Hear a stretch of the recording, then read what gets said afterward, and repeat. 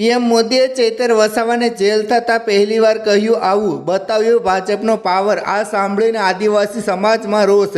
મિત્રો, ગુજરાત ડેડિયાપાડાના ધારાસભ્ય ચૈતર વસાવા સહિત 9 લોકોને વનકર્મી પર હુમલા કેસમાં રાજપીપળા સેશન કોર્ટે દોષી જાહેર કરી 7 વર્ષની સજા અને 25,000નો દંડ ફટકાર્યો છે।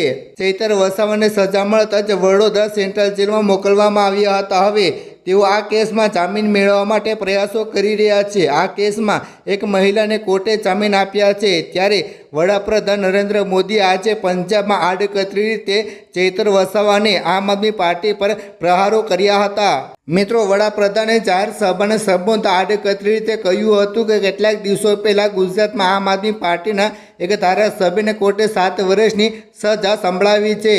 આ સજા સરકારી અધિકારીઓ પર હુમલા અને વસૂલીના મામલામાં સંભાળવામાં આવી છે। વસૂલી અને ગેરકાયદેસર કબજો એ બધું જ તેમની રાજનીતિનો ટ્રેડમાર્ક બની ચૂક્યો છે। આવા અનેક કેસોમાં ઘણા લોકો જામીન પર બહાર ફરી રહ્યા છે।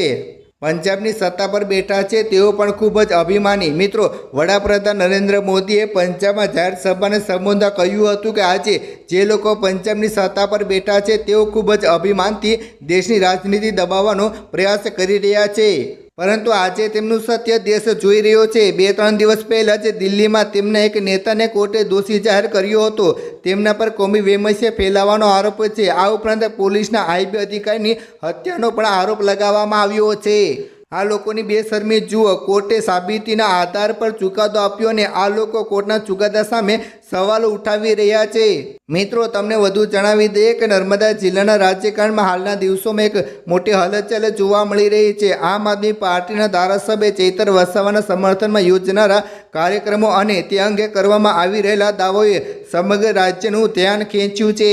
જ્યારે કોઈ નેતા સામે રાજકીય કે કાર્યવાહી કરવામાં આવે ત્યારે તેના સમર્થનમાં ભીડ એકત્રિત કરવી રાજકારણમાં નવી વાત નથી, પરંતુ અહીં સવાલ એ છે કે શું આ ભીડ માત્ર એક શક્તિ પ્રદર્શન છે કે પછી લોકોનો સાચો આક્રોશ? આમ આદમી પાર્ટી દ્વારા 20 જુલાઈના રોજ નંદપીર રાજાની પ્રતિમાને લઈને કલેક્ટર કચેરી સુધી જે રેલીનું આયોજન કરવામાં આવ્યું છે તે માત્ર એક વિરોધ નથી, પરંતુ પોતાની તાકાત માપવાની એક કસોટી છે।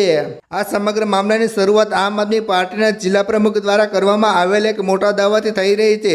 પાર્ટીનો દાવો છે કે તેઓ ગામે ગામે ફરીને 1 લાખથી વધુ લોકોની સહી એકત્રિત કરી રહ્યા છે, જે ચૈતર વસાવાના સમર્થનમાં આવી રહ્યા છે।